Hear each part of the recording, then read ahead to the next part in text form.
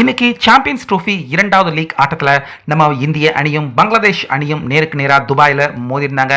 இப்படி இருக்க நம்ம இந்தியா ஈஸியாக பங்களாதேஷ் அவங்க நிர்ணயிச்சிருந்த 229 அந்த டார்கெட்டை எடுத்துருவாங்க அப்படின்னு பார்த்தா கரெக்டாக 11வது ஓவரில் கம்ப்ளீட்டாக தலைகீழாக மாறிய ஆட்டம். ஸோ வேகத்தை விட விவேகத்தை பயன்படுத்தின இந்தியா அதன் காரணமாக இந்த ஆட்டத்தில் அபார வெற்றி அடைஞ்சது மட்டும் இல்லாமல் புள்ளி பட்டியலையும் 2 மிகப்பெரிய அணிகளுக்கு நம்ம இந்தியா அதிர்ச்சியை கொடுத்துருக்காங்க. ஸோ அந்த வகையில் இன்னைக்கு டாஸ் ஜெயிச்சது நம்ம இந்தியா கிடையாது, பங்களாதேஷ் அணி தான். நாங்கள் ஃபர்ஸ்ட் பேட்டிங் பண்ணுறோம் அப்படிங்கிற முடிவை எடுத்தாங்க. ஆனால் துவக்கம் பங்களாதேஷ் அணிக்கு சொல்லிக்கிற மாதிரியான துவக்கம் இல்லை. ஷமி, ஹர்ஷித் ராணா 2 பேருமே அடுத்தடுத்து விக்கெட்டுகளை வீழ்த்த கரெக்டாக அக்ஷர் பட்டேல் நம்ம பந்து போட வந்தார். வந்த ஓவர்லேயே அவருக்கு ஹேட்ரிக் கிடைக்க வேண்டியது, ஆனால் ஹேட்ரிக் பாலில் வந்த கேட்சை ரோஹித் சர்மா தவற விட்டுட்டாரு. ஸோ தொடர்ந்து அதுக்கப்புறமா விக்கெட்டை இழக்காம அலி ஒரு 68 ரன்கள் எடுத்தார். தௌஹித் கடைசி வரைக்கும் நின்று விளையாண்டு செஞ்சுரியை அடித்து பங்களாதேஷ் அணி 100க்குள்ள அவுட் ஆக வேண்டிய அந்த அணியை கிட்டத்தட்ட 228 ரன்கள் வரைக்கும் நகர்த்தி கொண்டு போனாங்க.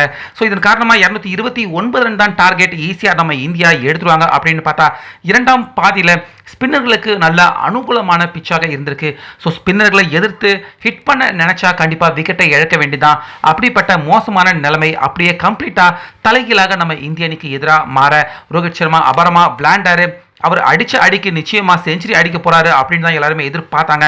ஆனால் 41 ரனில் அவுட் ஆகிட்டாரு. பின்னாடியே வந்த விராட் கோலி அவரும் 22 ரன்னுக்கு அவுட் ஆக ஸ்ரேயஸ் ஐயர், அக்ஷர் பட்டேல் இவங்க எல்லாருமே ஸ்பின்னை அட்டாக் பண்ண நினச்சி அடுத்தடுத்து விக்கெட்டுகளை இழந்துட்டாங்க.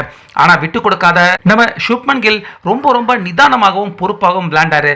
ஒரு கட்டத்தில் அதிரடியாக விளையாண்டிருந்தாலும் பந்து வீணானாலும் பரவாயில்ல அப்படின்னு விக்கெட்டை பறி கொடுக்காம நிதானமாக விளையாண்டு நம்ம இந்திய அணியை வெற்றியின் பாதைக்கு கொண்டு போனாரு. ஸோ அந்த முக்கியமான நேரத்தில் கைக்கு வந்த கேட்சை KL ராகுல் கொடுத்த கேட்சையும் பங்களாதேஷ் அணி அவங்க தவற விட அந்த இடத்துல ஆட்டத்துடைய மொமெண்டம் தலைகளாக மாறி போய் ஜெயிக்கிற வாய்ப்பை பங்களாதேஷ் அணி அவங்க இழந்து ஒரு மாதிரி கடைசியாக போய் நம்ம இந்தியா இந்த மேட்ச்சில் ஜெயிச்சிட்டாங்க. ஸோ இந்த ஆட்டத்தில் சீக்கிரமாக ஜெயிச்சு ரன் ரேட்டை நம்ம இந்தியா உயர்த்திருக்கலாம். அப்படி திட்டம் போட்டிருந்தா கண்டிப்பாக நம்ம இந்தியனின் விக்கெட்டுகள் பட்டுன்னு விழுந்திருக்கும், ஜெயிக்கிறதே கடினமான விஷயமாக மாறியிருக்கும். ஆனால் அந்த இடத்துல வேகத்தை பயன்படுத்தாமல் விவேகத்தை பயன்படுத்தி விக்கெட்டுகளை காப்பாற்றி சாம்பியன்ஸ் ட்ரோஃபியை பொறுத்த வரைக்கும் முதல் ஆட்டத்தில் ஜெயிக்கிறவங்க அதிகபட்சம் செமிஃபைனல்ஸ்க்கு போகிறதுக்கான வாய்ப்பு இருக்கு.